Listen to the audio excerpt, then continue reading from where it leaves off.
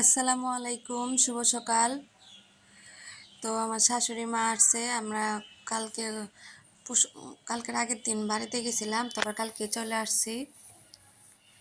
তো আপনাদের ঠিকমতো ভিডিও দিতে পারি নাই, সেজন্য ক্ষমা চাইতাছি। তো সবাই আমাকে সাপোর্ট করবেন, আমার পাশে থাকবেন। আমিও আপনাদের ভালোবাসা দেওয়ার জন্য চেষ্টা করব। তো আমি এখানে কালকে সবজি নিয়ে আনি হয়েছে। তো আলু, নতুন আলু, বেগুন, সিম আর কপি দিয়ে ভাজি করতেছি। মানে এই ভাজিটা কিন্তু অনেক মজা, নতুন নতুন সবজি দিয়ে করলে পরে। তো সকালের জন্য আমি রান্না বসিয়ে দিয়েছি। তো আজকে একটু ঘুম থেকে উঠতে দেরি হয়েছে, কারণ কালকে জার্নি করে আসা হয়েছে। তো মাথাটা অনেক ধরছিল, ব্যথা করছিল, সেজন্য একটু ঘুম থেকে দেরি করে উঠেছি।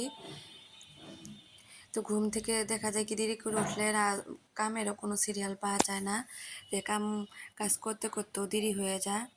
তো আমার ভাজিটা হয়ে গেছে। এদিকে আমার একটু মাংস আছিল ফ্রিজে বাটিতে, তো ভাবলাম যে সেটা একটু পিঠালি করে ফেলি। তো এর আগে তো আপনাদের পিঠালি রেসিপি দিয়েছি, তো এখন আর দিলাম না। তো তাড়াহুড়ার মধ্যে তো আমি ভাবলাম যে রান্না করে ফেলি। তো আমি এখন মাংসগুলো দিয়ে দিলাম, দিয়ে আরও ভালো করে একটু ঘন করে নেব। তো আমার একটু লবণ লাগতো, সেই জন্য লবণ দিয়ে দিলাম। আর আমি এই ফোড়নটা আগে থেকে গুঁড়া করে রেখেছি। তো এখন পিঠালিরা আমি ভালো করে নেড়ে চেড়ে নিচ্ছি। তো এখন যে আমি গুঁড়া মশলা করে রেখেছিলাম, তো সেটা দিয়ে দিলাম, দিয়ে আবার একটু জাল করে নেব। এটা কিন্তু দিতেই হবে, এটা না দিলে তাহলে আপনি পিঠালির স্বাদটা পাবেন না, যে মশলাটা না দিলে।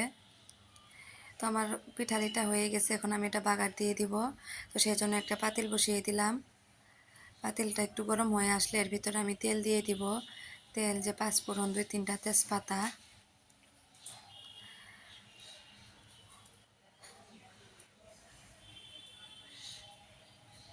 তো এখন তেলটা গরম হয়ে আসলে আমি সবগুলো দিয়ে দিলাম। তো পেঁয়াজ আর রসুনও দিয়ে দিলাম।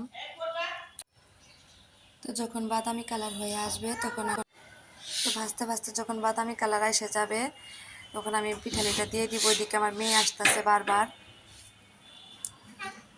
তো আর কি করা, ছোট মানুষও। তো আমি পিঠালিটা ঢেলে দিলাম। তো আমার রান্না শেষ। তো কেমন হয়েছে অবশ্যই কমেন্ট করে বলবেন। আপনারা আমাদের জন্য দোয়া করবেন, আমার মেয়ের জন্য, আমার জন্য, পরিবারের জন্য। সবাই ভালো থাকবেন। আল্লাহ হাফেজ।